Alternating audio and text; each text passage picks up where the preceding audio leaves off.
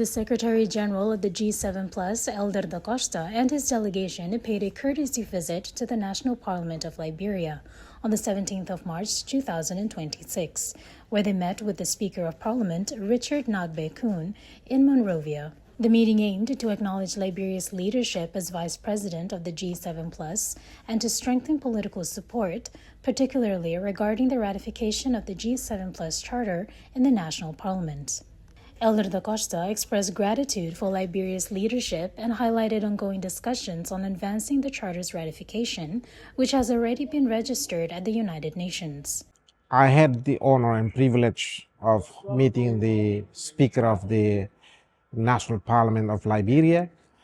The Honorable spoke and outlining the work of the G7 Plus post-ministerial meeting in April 2025, where Liberia Foreign Affairs Minister was appointed as Deputy Chair of the G7 Plus. So in this context, we spoke to the Honorable Speaker of the National Parliament regarding the possibility of ratifying the G7 Plus Charter. And the Honorable Speaker expressed his readiness to ratify the Charter without delay once the submission of the Charter ratification is submitted by the Executive to the National Parliament. We also express our gratitude to the Liberian leadership in pursuing peace and sustainable development at the international level by putting Liberia as one of the members of the United Nations Non-Permanent Security Council. So this is something that we discussed today.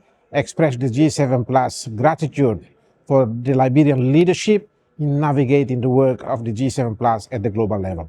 Speaker Richard Nagbe Kun welcomed the visit and emphasized that Parliament will accelerate the ratification process. And the issue of your charter, I can assure you that once the executive submits, will be rectified without delay, especially when you're trying to be part of the Committee of Nations in making decisions, yes, or as it relates to even the G7 Plus, in fostering your development process. We can assure you that once the government, should the executive submit this charter, we'll rectify immediately.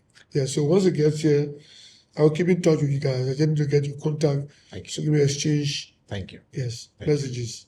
The G7 Plus Charter, agreed upon during a ministerial meeting in Lomé in 2014, formalizes the group's structure. Several countries, including Timor-Leste, have already ratified it, and it has recently been recognized as a multilateral framework within the United Nations system.